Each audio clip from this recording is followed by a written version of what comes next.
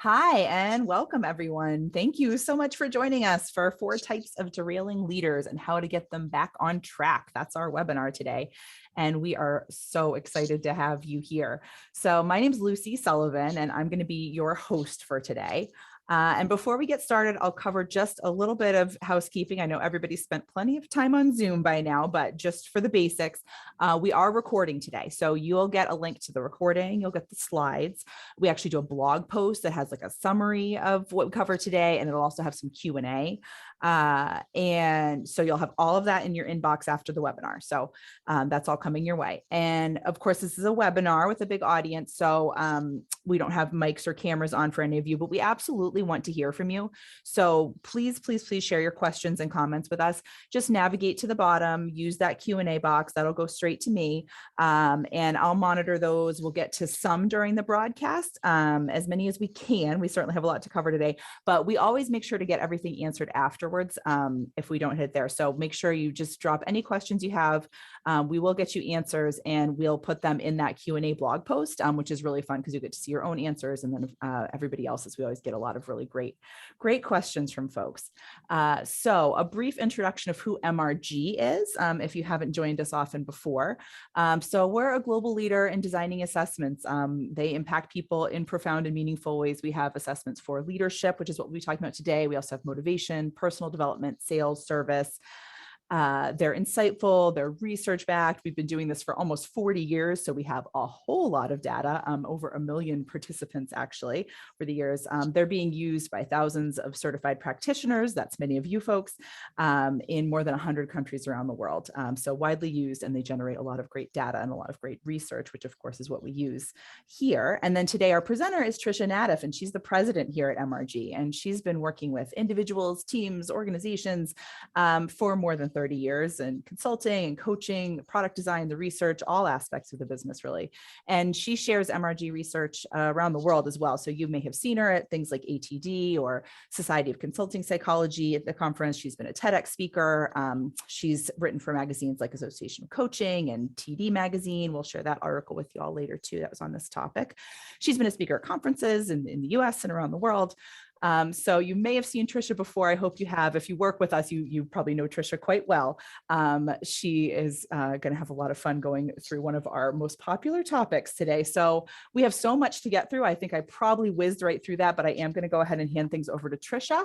And anything that comes up for you, just go ahead and pop it in the Q&A as we go forward. And thank you all again for joining us. Here we go, Trisha. Thanks, Lucy. Welcome, everybody. Thanks for being willing to spend part of your day with us. I think if you've been hanging around us, you know that oftentimes what we're talking about is best practices in leadership and how to move people from a strong place to an even stronger place. But there is an element of the leadership population that are on the other end of the spectrum, at least perhaps in a point of time in their career. And so we want to give them some equal time and help think about who they are, why they might not be as successful as they maybe once were or could be, and how do we help them?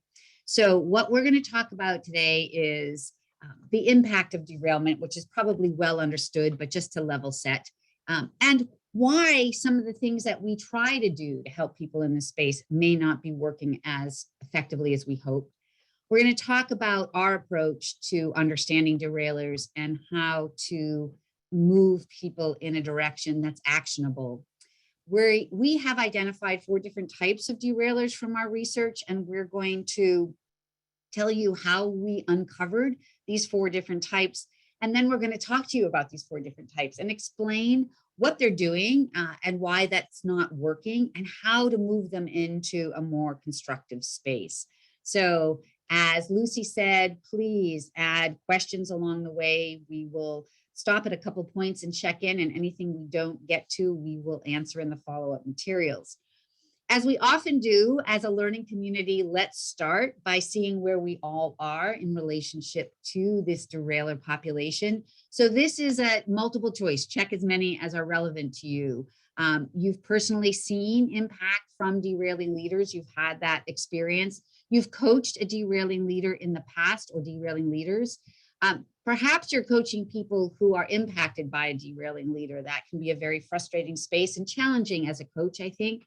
And maybe right now you are currently coaching a derailing leader and you decided to join us for some tips along the way. So please click as many as apply to you so that we can get a sense of what this learning community is experiencing under the heading of working with either derailing leaders or the impact of derailing leaders. Thanks, everyone. I'll give it another just a second so that we can make sure we get everyone's input here.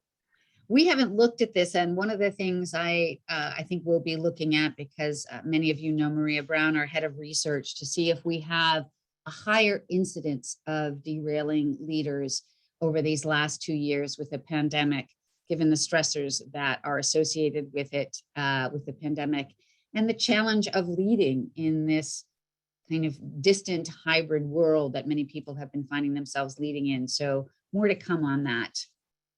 All right, let's look at our results. Okay, so yes, a lot of folks have had the experience of coaching derailing leaders either in the past or now. And I think as a coach myself, I think one of the hardest places was where almost half of you find yourselves is coaching somebody who is working for a leader who has derailed or is derailing, because you can't quite get at where the source of the issue.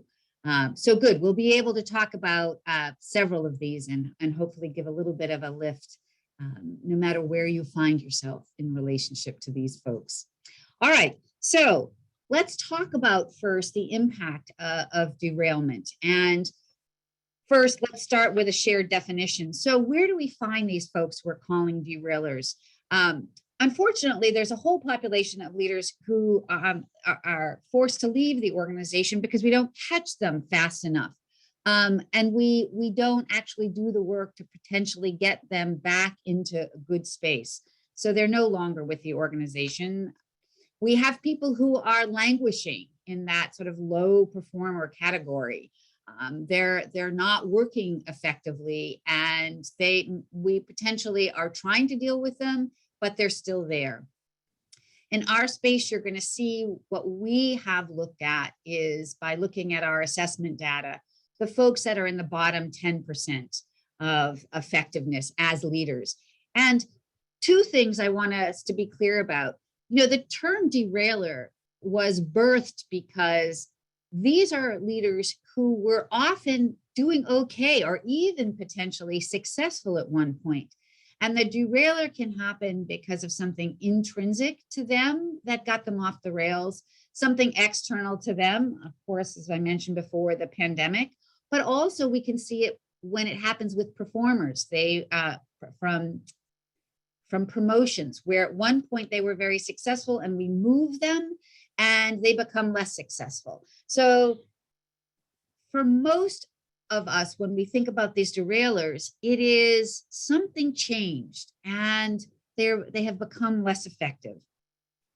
What we do know about derailment is that we've got a high percentage of people who are getting close to this category one way or another. So looking at multiple kinds of research, we see that people who are highly effective are actually a relatively small percentage.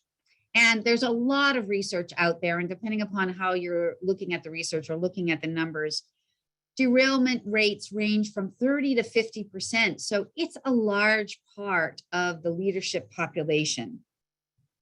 So what is the cost? Well, of course, there's a human cost. The leader themselves are at a cost because most people, if not all leaders, they want to be successful. They want to be doing good work. And it's frustrating, demoralizing to invest all that one does as a leader and to fall short of success and effectiveness. Of course, there's a high human cost to the people around them. If you're working for a leader who's derailing, that's demoralizing. If you're working around them as a peer or as their immediate manager, it's frustrating, right? How do we work with people who are ineffectual in the leadership space? So the human cost can be quite significant. At an organizational level, there is a fair amount of cost. We've invested in these people. We've invested in the hiring process. We've invested in the development process. We've invested in the people around them who are also paying a price. We think about what would it cost to replace this leader, and the disruption and the cost, particularly now where we know there's this great resignation and people are making different decisions about the kind of work environment they want to be in. And so the potential employment pool is down for a lot of roles. So the cost of replacing. Obviously, there's lost productivity, right? These leaders who are derailing are personally less productive. The people around them are likely to be less productive. And therefore, the goals that we set, that we build our strategy around and our progress in teams, departments, and organizations are not being met. And finally, we have employees who are disengaged. We are already struggling with a higher level of employee disengagement because of the pandemic. People are leaving organizations. If you add an ineffectual manager on top of that, the rate of disengagement goes up exponentially. So where we end up is it's very, very costly to deal with these, to have this derailment pattern in leaders. And unfortunately, it's common. And as I said before, we'll be looking to see if during this pandemic, it's become more common. But even looking at the research before the pandemic, 30 to 50% is a high percentage of leaders across organizations. So of course, people are not just sitting around watching it happen. Internal and externally, we're trying to fix this dilemma, but we're not as successful as we think we should be given the cost. So what are we doing that's not quite getting us where we want to go? The first thing is, I think we know in organizations, most organizations are not great at dealing with performance issues. They're not great at seeing the softer signals, and they're often even not so great when the signals are getting louder. But often because these particular folks were once in a better state, there's a high percentage of organizational reaction that's maybe this will turn the tide all on its own. Maybe they'll go back to the way they were before. So we sort of cross our fingers and wait. Again, organizations struggle giving good feedback and giving feedback in time and giving clear, actionable feedback and helping the feedback, the person who's receiving the feedback actually take it in and work with them through the process of taking it in. So instead, we sort of give vague signals about things that maybe they should be paying attention to in a way that either the listener, the leader doesn't hear, or they can't really make sense of it. We also see a lot of organizations send people to training or send them with coaching, but without clear goals or expectations.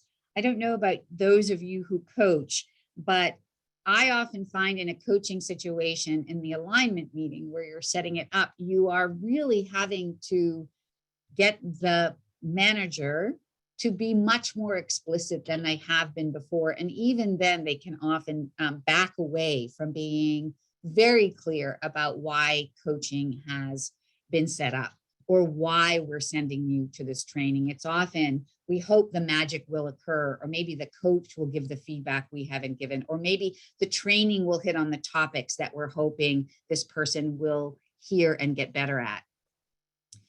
We also, without really good 360 feedback, we see this very strange thing where it's this vague, some people have shared with me, or I've heard from others, but of course, to protect confidentiality, you can't say who the others are. And what happens in that space is the leader just wants to know who said it and what were the examples. And the conversation itself derails into something that is frustrating for both the person delivering the quote unquote feedback as well as the person who is receiving it. We also see people waiting until the formal performance evaluation process. And so it can be months. And then again, often the feedback is still too vague, or the examples that are given happened months ago and can be, at least from the derailing leader's perspective, can be explained away. And so without matching that feedback very close to actions that reflect the derailment, it becomes less helpful and again, less actionable. Finally, no surprise to anybody probably on this webinar, we are big proponents of assessments, but you have to use the right assessments in this space. There are great opportunities to use strength-based assessments when you're helping strong leaders become stronger and help them having a clear line of sight with what they do well and how they can enhance that. But when somebody is struggling, a strengths-based assessment is not helpful. Competency-based assessments also can be helpful, but when we want people to understand what we want their behaviors to translate into in terms of bigger outcomes. But competency-based assessments can be confusing when you really need to be very specific about what's working and what's not working. So for example, the competency in our research of developing others in terms of really growing other people has a matrix of 13 behaviors that need to be used in the right balance in order to be successful at developing others effectively. And so to tell somebody they need to be better at developing others without giving them the behavioral matrix that supports that just tells them that they're failing at a big goal and doesn't give them a roadmap ahead. Personality-based approaches can be good when we're looking at selection and promotion, but personality does not translate directly into behavior. And so you may be more or less introverted or extroverted, but that doesn't tell you what you need to do with that personality in order to be more effective. It also doesn't tell you how that personality may be influencing your behavior choices. So we're strong advocates of when it's behavior that might be causing the issue in the derailment, which it is, then you want to measure at a behavior-based level. More on that to come. So how do we tackle these things that are not working as effectively? So there is not one-stop shopping when it comes to deal with derailment. So let's go over just the things that we know don't work and how you can improve them. So poor feedback, it's everywhere. Almost every organization you're in is not wholly effective at giving feedback. Unclear expectations. If you're not clear on what you want leadership to look like, it's every person for themselves in trying to map that out. Insufficient investment in development or investing in it in a scattered way. And lack of early detection, for those of you who are in the neuroscience space as part of your work or your own self-education, once something becomes an ingrained behavior pattern, a habit in the brain, it is harder, not impossible, but it's harder to change. So if we can detect these things early, it can be helpful. So what we can do in this space is get better at ongoing feedback using both assessments and verbal feedback from multiple constituents, right? We're in complex organizational environments. And so singular feedback just from the manager has all kinds of holes in it. It is just one perspective. It banks on how good that one leader is with feedback, and it banks on the credibility of that manager with the potentially derailing leader. So we need multiple sources of feedback. Clear expectations of what leadership should look like, and in both collectively what we're trying to do as an organization as well as at the individual level. We all know, right? Development needs to be an ongoing part of a leader's journey. And if we only do it in a scattered way, or we only do it when we think there's a problem, we miss the opportunity to keep people growing on a positive track. We also miss the opportunity to normalize development. that it is an expectation that we're all growing and learning and becoming more effective along our leadership career. And then finally, really helping the managing leaders of these derailers to watch for soft signals so we can catch things early. So much easier to have the conversation that says, I'm beginning to see a pattern that might limit your effectiveness, versus we've been seeing this for a year and now I'm sitting down to have that conversation with you. So how have we approached with our understanding of derailment and our recommendations? So if you know us at all, we do this corny thing of saying research is our middle name. We have a lot of data, as Lucy pointed out, and we can get good insights around what patterns of behavior are more likely to negatively impact effectiveness of leaders. And so really understanding the research to give us some indication of the kinds of things to look for. And then for us, we really think anchoring the coaching around behavior actually gives the leader clear things that are identified as not working and a clear way forward, because behavior is very clear, specific, and measurable. It's something that we can actually take action on. If I tell you that it's important to demonstrate clearer communication by giving examples and repeating your message, that is something that then I can take and try out.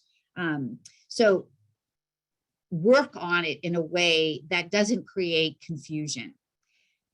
Behavior change, I think we have to acknowledge, is certainly not easy. Easier to do when we identify behavior shifts earlier in the adoption of them and using small incremental steps to get there. But we can change behavior. It's really difficult to change personality. It's really difficult to find changes in competencies actionable, because competencies by their very nature are meant to be complex constructs. So we need to work at that behavioral level so that we can liberate people to be able to understand what's not working and be able to work more directly on what is working. So how did we come up with our research? How did we define these 4 types of derailing leaders? For those of you who don't know us, our 360 is called the LEA 360. The LEA stands for Leadership Effectiveness Analysis, although I love that our European colleagues call it the LEA. And it measures 22 very specific behaviors. The questionnaire design is designed to mitigate bias, can't completely eliminate bias, but it does reduce it.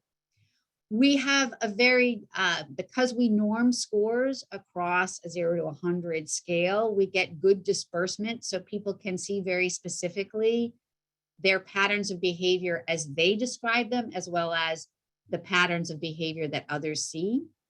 And we can split it into multiple observer groups, although the superordinate architecture is the traditional boss or manager, your peers, and your direct reports. As we all know, organizations have become quite complex, and so we can split them into subsets of those as well, which we're doing more and more often. The second part of the LEA asks observers to measure in an evaluative way, how effective is this leader? How are they performing? And here is where we're looking at competencies. So we're blending behaviors and competencies.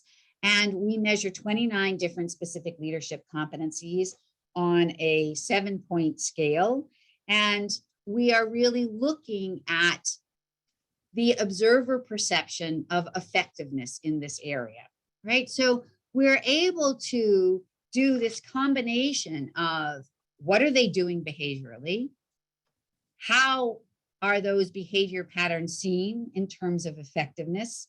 And by having that data on thousands and thousands of leaders, we can look at the people who get the lowest scores on the impact report, right? They're the lowest in terms of perceptions of effectiveness.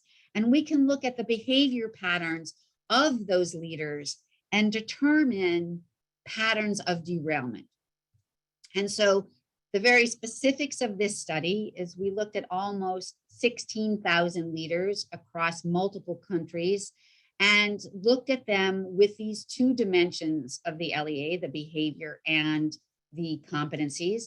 And we looked at the bottom 10% in overall effectiveness. So they were in this group, there was about 64% male, 28 identified as female, and 8% not identified. So we are really looking at leaders who got the lowest scores on the effectiveness and did some analysis that showed us 4 very distinct patterns that resulted in people being in this bottom 10%. All right, so that's the landscape. We're going to move into the section of really describing these 4 types of derailers and painting the picture for you about what behavior patterns they're showing that leads them to be less effective, and how do we get them out of it, right? How do we coach them into a better space? So checking in, Lucy, do we have any questions at this point we want to tackle? Trisha, everybody's feeling crystal clear right now. Oh, we have one. How do you even begin the coaching conversations, and who should be involved is what just popped into the inbox. So I don't know if we want to tackle that now or if that makes a great segue into sort of our next section. So I think that's a great question. So we would say, and again, I'll share with you, we have to, of course, acknowledge our bias for assessments because the assessment data tends to help people sit in a slightly more objective place. If it's only narrative, Joe said this, Siobhan said that, Mary said this, then what we end up with is a place where those interpersonal relationships are challenged, and the leader can sort of debate those away. So I think at the beginning, what we're really starting with is good 360 data and a good debrief with the derailing leader to see how open they are to the conversation, to what is being revealed. That does really, though, tell us how important it is to choose the assessment well. For those of us who have experience with multiple assessments, we know there are some assessments that end up being a little bit too vague, and too much is on the coach to try to dissect what is telling us. Some assessments can be too harsh in this circumstance, and the leader will shut down. So we'll talk a little bit more about that on the other end of understanding what we've learned about these 4 approaches, because they're not the same type of derailer, and some folks are going to be more open to feedback than others. I see a couple more questions. Lucy, do we want to tackle those? Sure. I'll just toss one more in before we move on. So how do you use this behavior approach with a leader who, when they're confronted, says it's everybody else's behavior that needs to change and not theirs? This may actually speak to our first type, not to give a spoiler. It's absolutely going to to our first type. So we'll hold that question, because we're going to talk about the different reactions you might get from this, because you'll see these 4 different types are very, very different. There isn't one path to derailment. All right, let's jump in. The first type is, well, all right, let's do this first. Let's do a poll first so you can see which of these behaviors, when used in excess, do you think is associated with derailment? Kind of a lead-in, isn't it? So which of these do you think? You only get a single choice here. You don't take to do multiple choice. So being too dominant, too assertive, showing a lot of empathy, demonstrating a lot of enthusiasm and excitement, a lot of energy in that space. Which of these, if used in excess, do you think might lead somebody to potentially derail as a leader? It's another point while you're choosing, I want to just reinforce, this is derailment as a leader. This isn't derailment as an employee or as an individual contributor. Remember, what we're looking at here is you are in a leadership space, and what causes you to derail in that, because you're going to see in some of these, you might be able to find a role for them. We want to remember that what we're asking is about leadership effectiveness, not just general employee effectiveness. All right. Ruth, what do we Share our have? results. Let's see. Yeah. So, all right. So we'll keep the reveal to the end. But we had, not surprising, 43% choosing being dominant. A surprising small amount saying empathy and excitement. And again, half choosing all of the above. So let the reveal begin. All right. So our first category we have named My Way or the Highway. This derailment type is focused on, as the name suggests, this really being very forceful and being very self-focused in the way that they lead, believing their way is the right way to think and the right way to engage forward.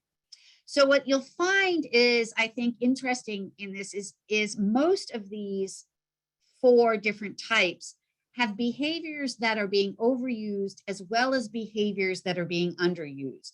And at MRG, what we've learned over the years is leadership isn't about just behaving in a way where more behaviors are faced forward. It actually is the more nuanced ability to pull back and pull into behaviors depending upon the situation.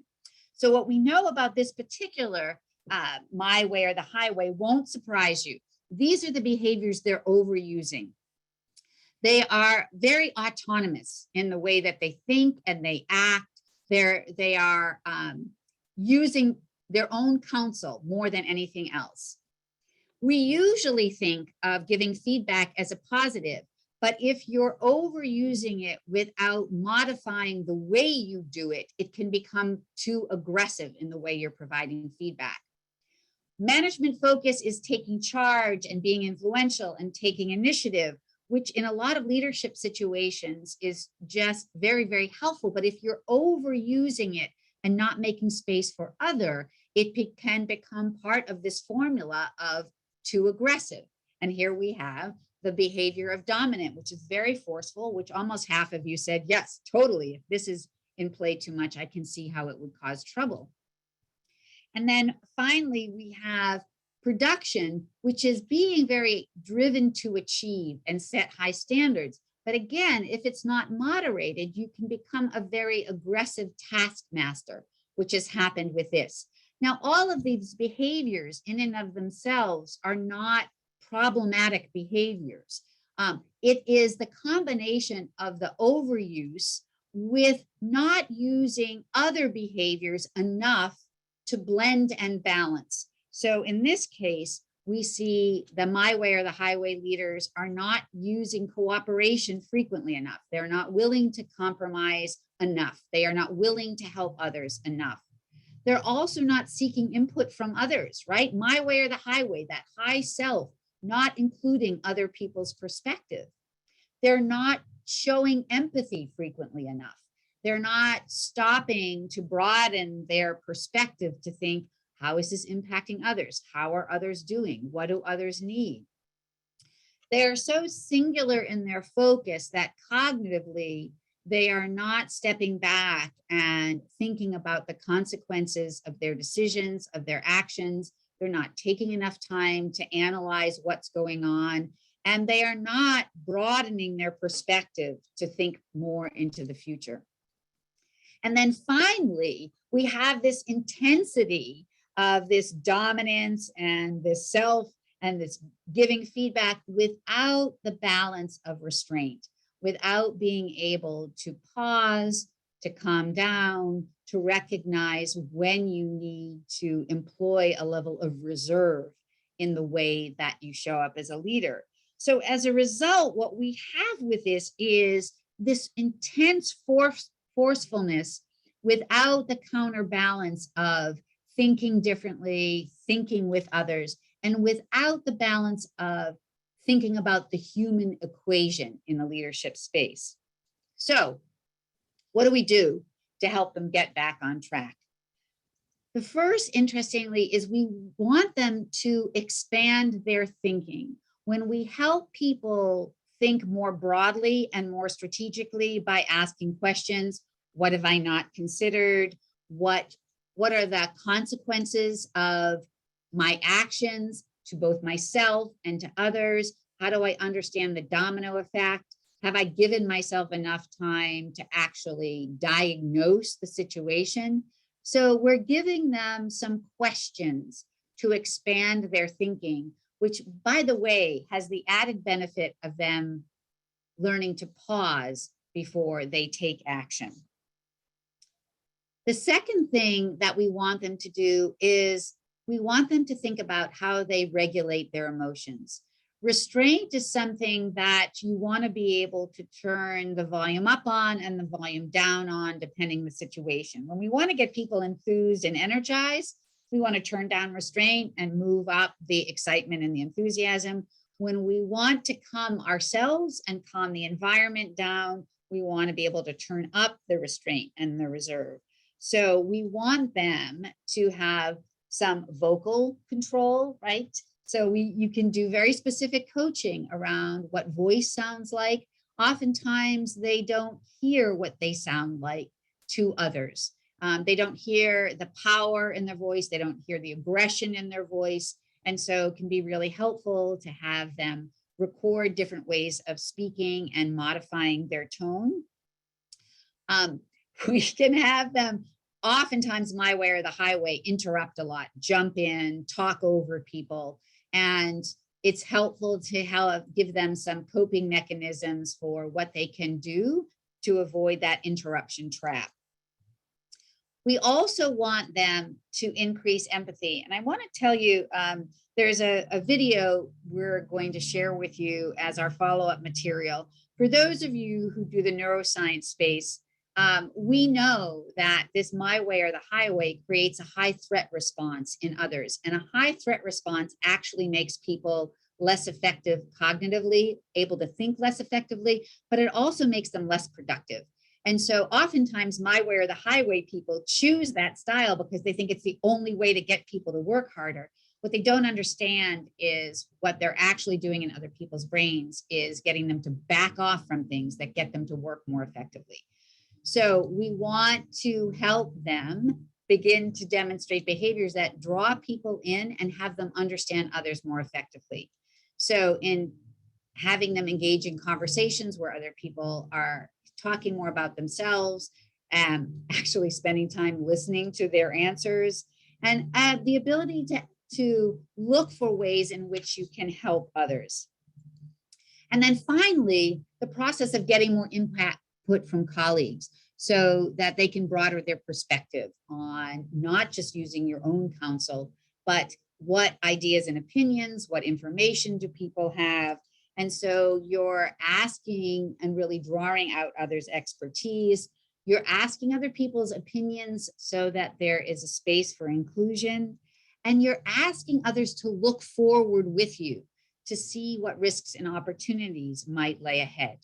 Right? So there are some very specific things we're coaching these people, not just telling them to calm down or relax or just don't be so aggressive. We're actually giving them very specific behavioral instruction. So the second derailer is very different from the first, and we have named them such, the happy follower.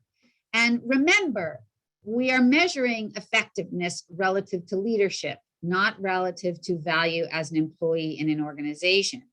Because this individual or these individuals actually can be very lovely people to work with, but their challenge is they're not showing up as a leader, either in the sort of more aspirational aspects of leadership, but also in sort of some of the basic managerial behaviors to keep work happening through others. And so what do we see there? These folks are overusing the behavior of outgoing. So they're can be very lovely, right? Very social, very informal, easy to have conversation with, but are spending probably too much time in this space. unlike the my way or the highway, they're overusing cooperation. So they are, we know the phrase servant leader. These people probably are servants without the leadership, right? They're, what can I do to help? What I can compromise, I can give up my agenda for your agenda. They are spending too much time seeking out the input of others and not offering their own input. So they are very other focused in terms of both the emotion and the input.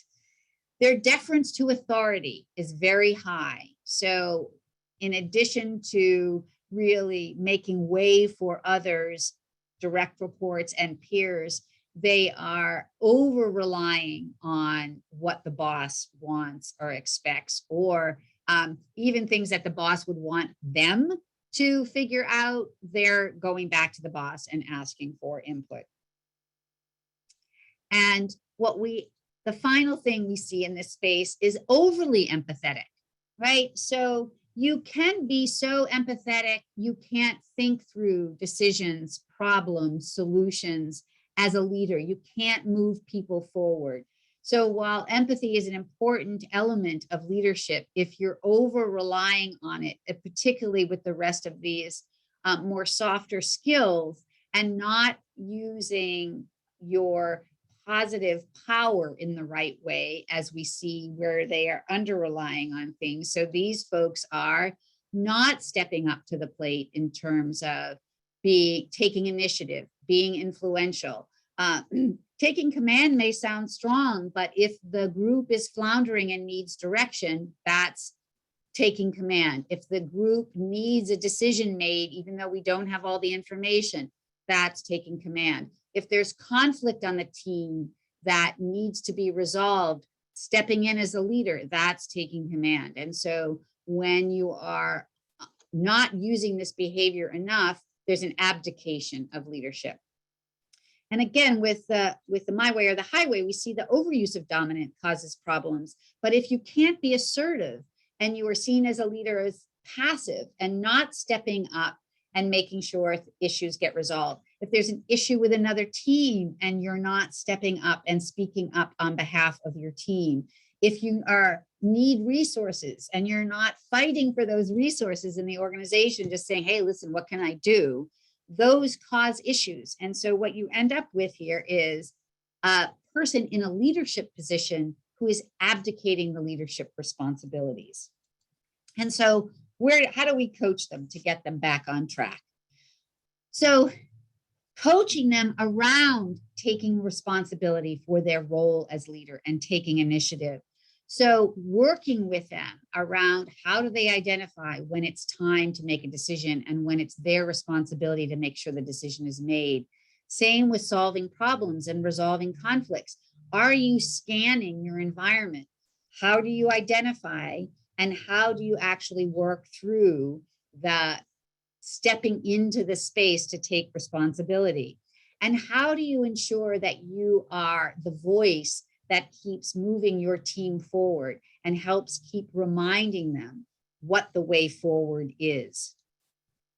With these folks, we want to help them find their voice. And so helping them be persuasive and establishing their point of view so that they can communicate the benefits of their ideas.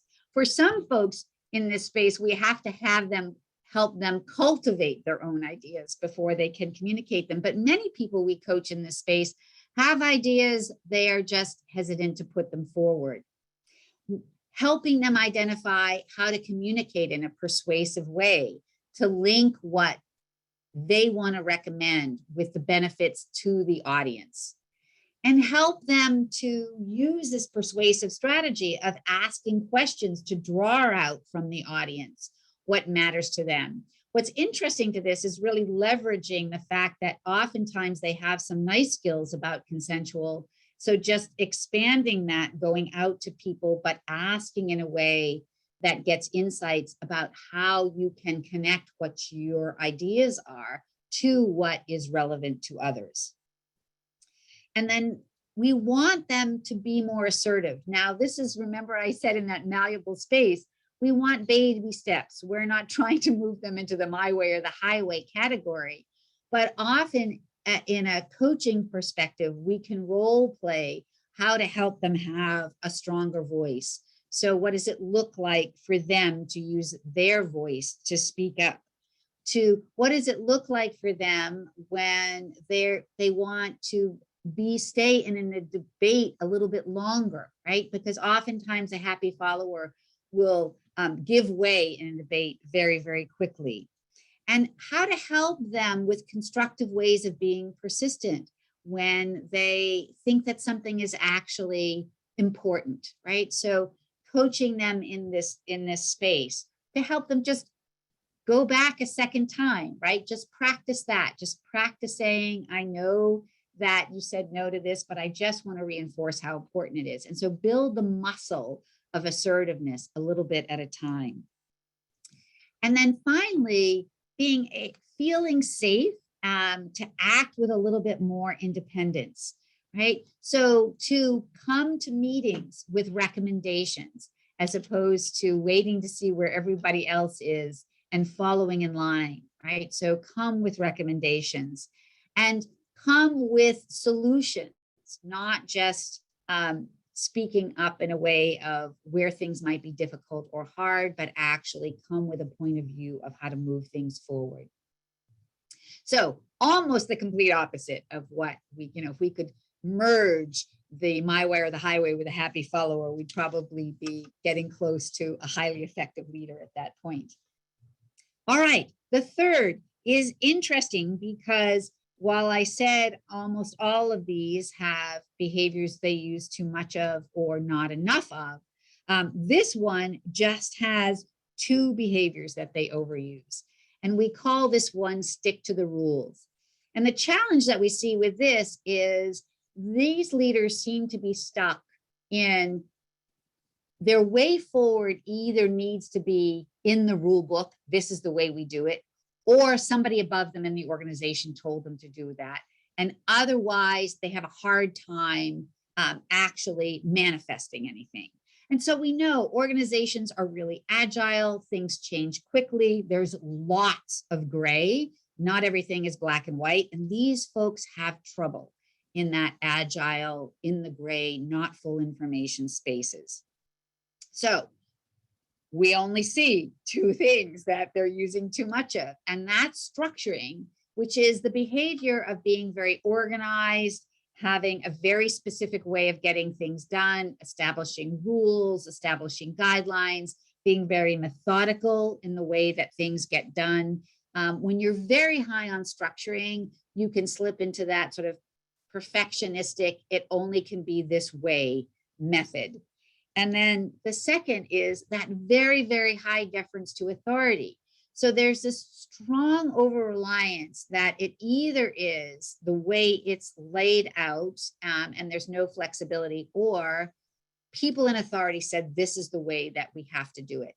And so again, if you've got a very technical person who is meant to manage regulatory affairs and they're an individual practitioner, this probably doesn't cause so much trouble because their role is to keep the organization or the part of the organization from breaking the rules or being in that risk. But again, we're measuring leadership here. And if you are over relying on everything being nailed down and in a rule book, or over relying on the boss or people above you in the organization telling you what to do, you are missing the responsibility and the agility of the leadership space. So what do we need to do for these folks? We need to help them open up the space where they can explore in the gray some potential new ideas. Because rules and authority are only going to get us into the realm of that safe current space. What we need to know is what else is there that we can experiment with. And so just opening up this person's mind to get them to ask colleagues about their ideas, to just begin to see different ways of thinking, to get them to read and watch and expose themselves to just opening up their mind. Again, you don't want them to go to an innovation conference or speak to the most wildly innovative people in the organization. You're trying to open up the space for some subtle new ways of thinking. You also want them to have that broader context and to be able to think more strategically.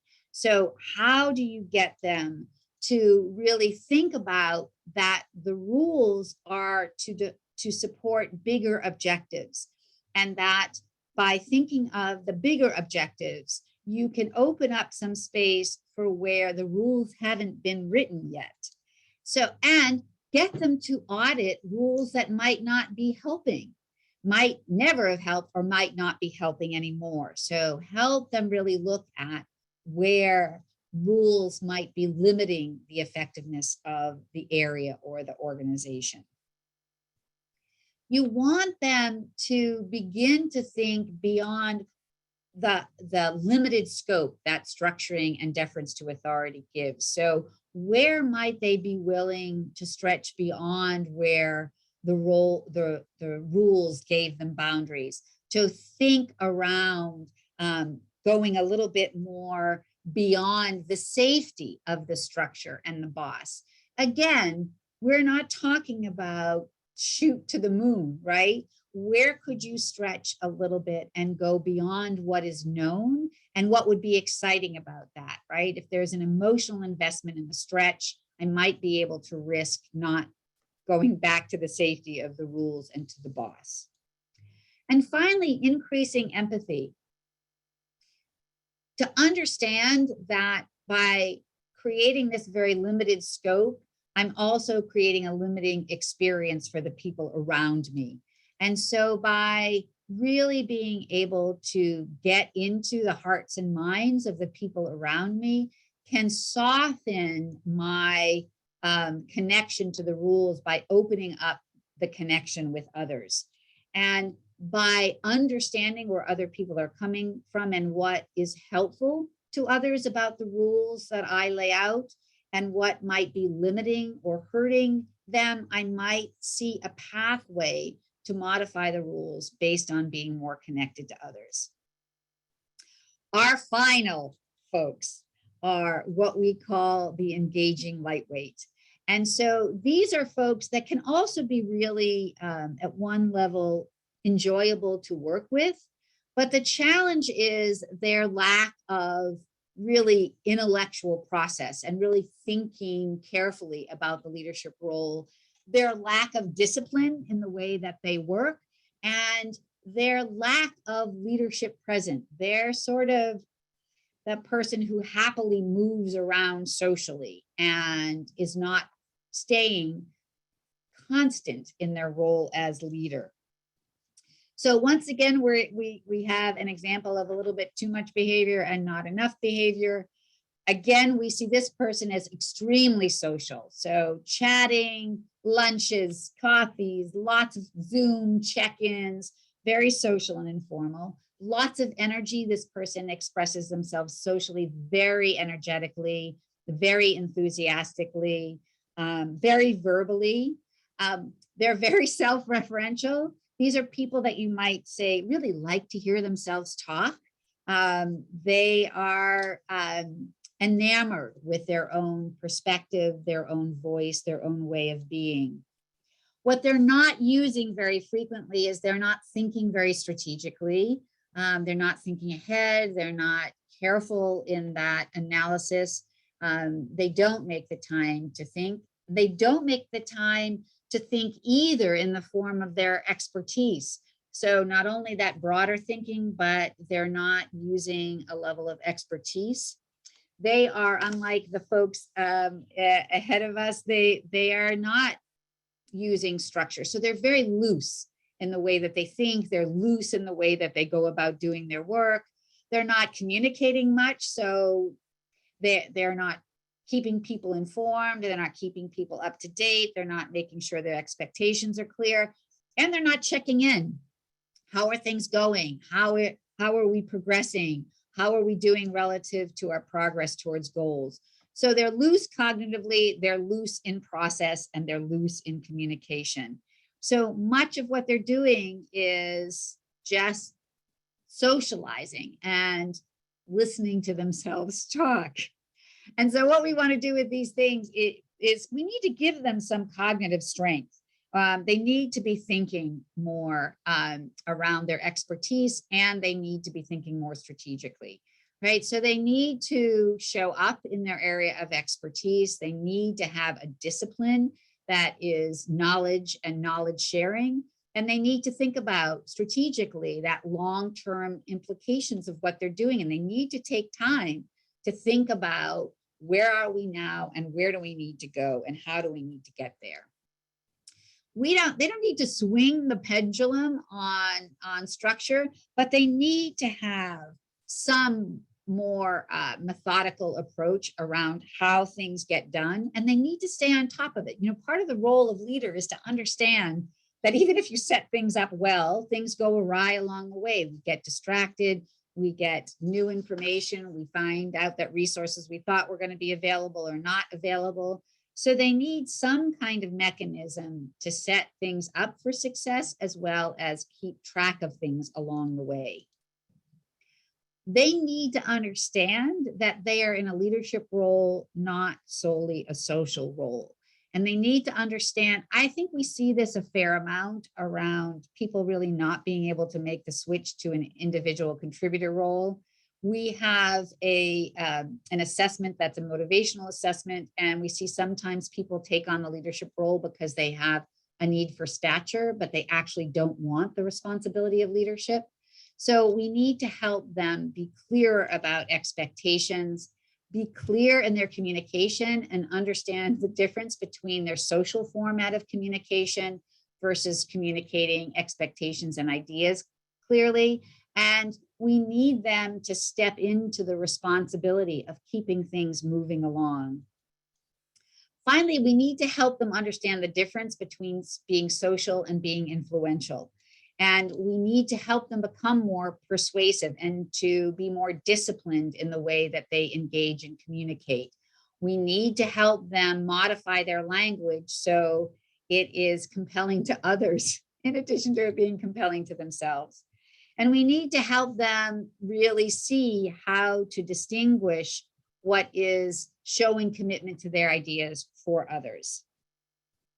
So this is a lot of information about these four, but we want to just reinforce, right? The research is great. It helps show you early warning signs to watch out for. But of course, assessments actually tell us what's happening with the individual. And I want to just briefly share this research. Of course, we are advocates of assessments, but Dr. Tasha Urich and her team did a great meta-analysis of insights and studies on self-awareness. They actually looked at 800 different studies. And what their conclusion was is that even though most people believe they are self-aware, their assessment was only 10 to 15% of adults are actually fit the criteria of being self-aware. And so for us, what using really strong assessment does is it really gives you that objective data from multiple perspectives, from that 360 perspective. All leaders that we work with have blind spots where they think they're showing up in one way and none of their observers agree with them. Not the full 22 behaviors, but easily 5 or 6 behaviors that we have blind spots in our self-awareness. So this helps bridge the gap between how I understand myself and how others understand me, and awakens to a broader understanding of how I'm showing up in the world. And of course, what you want is a starting point to actually give people a developmental framework to move our way forward. So both from our very subjective perspective, as well as from the research, and as well as others' research on self-awareness, we would really advocate for a strong 360 assessment that people really can feel respected in, but also feel like it is clear and they have a clear way forward. So over to you, Lucy. Thank you so much, Trisha. Thank you everyone for your great questions. We're definitely right at the end of the hour here. So we will give you those in the Q&A, which is that blog post. So definitely watch your inbox for that, but go ahead and put in any questions you have left, put them in now. We'll send the recording. We'll send the slide deck. We have a link to a TD Magazine article that has a lot of this great research in it. A few other resources Trisha mentioned. We'll have all those links in there. So please do keep an eye on your inbox for that and send those final questions into us, because we do love doing the Q&A. And our certification calendar is out through the rest of the year. We're taking folks for those now. Webinars, stay tuned and keep an eye on your inbox. But we do have a workshop. If you're certified in the LEA and you're part of our MRG network, we have just opened registration for an LEA for Teams workshop that's coming up in June with David Ringwood, and that's going to be a great one. So if you pop over to mrg.com right now in the calendar, you can go ahead and start registering for that before the email goes out. Get those spots while you can. So yep, drop in those questions, and thank you all so much for joining us. Apologies that we couldn't get to more on the broadcast, but keep an eye on the blog. Is always really fascinating. We get we have a lot of good questions right now in the Q&A. So looking forward to seeing those answers and sharing them with all of you. And thank you all again for joining us. And thank you, Trisha. Thanks all. And just a plug, if you're part of the MRG community already, the knowledge base has tons of good insights and information. So take a dive in if you haven't already. Absolutely. Well, you'll have links to that in your follow-up as well. All of our old webinars are there, and new resources are being added all the time. So if you're part of the network, please join us and pop in the knowledge base. So thank you all again so much for joining us, and we'll see you very soon.